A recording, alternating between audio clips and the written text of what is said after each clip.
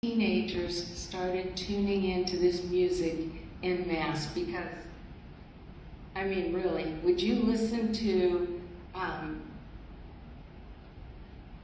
Boone's version of Tutti Frutti if you could listen to Little Richard's version of Tutti Frutti? Yeah. I mean, who would do that? So what the teenagers did was they had what they called the Under the Covers Club. They would take their transistor radios and they would put them under their covers and they would listen to this broadcast late at night. They would order the Pat Boone record of Tutti Frutti and they would put that on their dresser, and then they would hide the Little Richard record under their bed. They'd have them sent to other places because it was considered taboo music.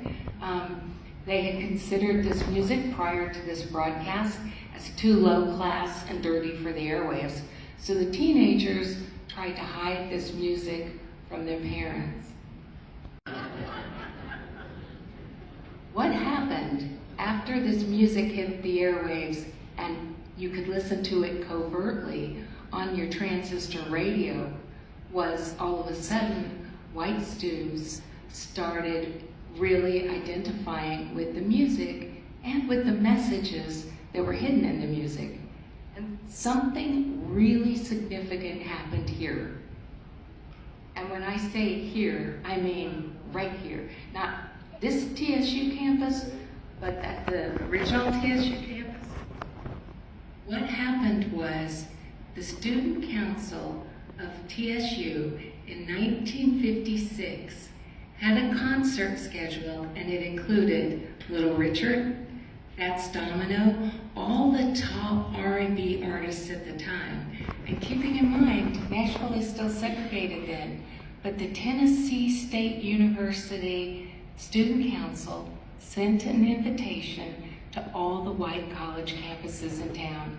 So my mom got one at Vanderbilt, my dad got one at Peabody, my aunt got one at Belmont.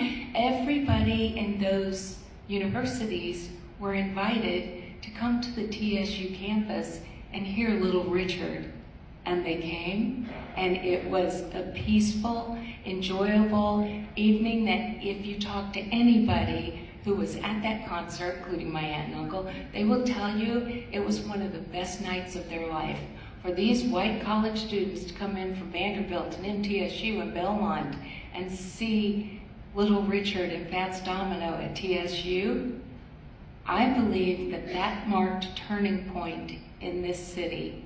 And it's not surprising then that when James Lawson had his plan to bring his workshops in for the students to begin their student protest, that he moved those workshops from Atlanta to Nashville, thinking that we had more fertile ground here in Nashville. And I believe that music and that concert paved the way for this, because when I wrote the book, I wrote it with one thing in mind, and that was trying to prove that music, as Beethoven says, has the ability to change the world. So